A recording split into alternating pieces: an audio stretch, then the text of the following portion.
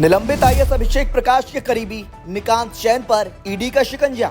Invest UP घोटाले की खुलने लगी परतें। निकांत जैन और होटल रेगनेंट के मालिक राजेंद्र बग्गा पर तेज हुई ईडी की कार्रवाई। मनी लॉन्ड्रिंग मामले में प्रवर्तन निदेशालय यानी ईडी ने बीते दिन निलंबित आईएएस अधिकारी अभिषेक प्रकाश के करीबी निकांत जैन और होटल रेगनेंट के मालिक राजेंद्र बग्गा के लखनऊ स्थित 5 ठिकानों पर एक साथ छापेमारी की है, जिसमें निकांत जैन के विक्रम खंड स्थित घर और ऑफिस पर सबसे अधिक समय तक तलाशी अभियान चलता रहा। सूत्रों के मुताबिक निकांत जैन के बैंक खातों में राजेंद्र बग्गा के साथ बड़े पैमाने पर वित्तीय लेन देन के साक्ष्य मिले, साथ ही 2.5 करोड़ का चेक भी बरामद हुआ है। अब ईडी ये पता लगाने में जुटी है कि इन लेन देन के पीछे वजहें क्या थीं और क्या इनमें कोई अवैध निवेश या रिश्वतखोरी शामिल है। होटल रेगनेंट में घंटों चली छापेमारी।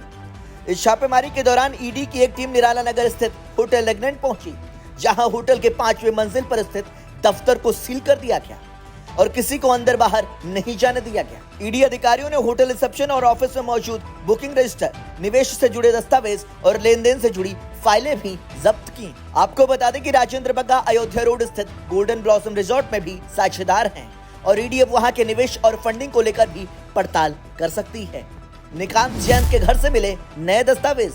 ईडी सूत्रों का दावा है कि निकांत जैन के घर से कई अहम दस्तावेज बरामद हुए हैं, जो पिछली छापेमारी में हाथ नहीं लगे थे।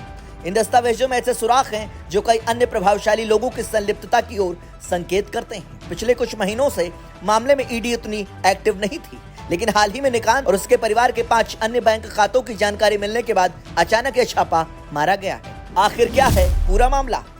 इस प्रकरण में 20 मार्च 2025 को गोमती नगर थाने में एफआईआर दर्ज की गई थी। एक सोलर कंपनी के प्रतिनिधि विश्वजीत दत्ता ने आरोप लगाया था कि उत्तर प्रदेश में निवेश के बदले उनसे 5% कमीशन मांगा गया था।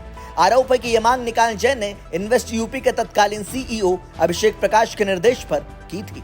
एफआईआर दर्ज होते ही अभिषेक प्रकाश को निलंबित कर दिया गया था। साथ ही उनके खिलाफ विजिलेंस विभाग द्वारा संपत्ति की जांच भी की जा रही है। निकांत जैन के खिलाफ चल रही मनी लॉन्ड्रिंग जांच अब और भी बड़े दायरे में फैलती दिखाई दे रही है।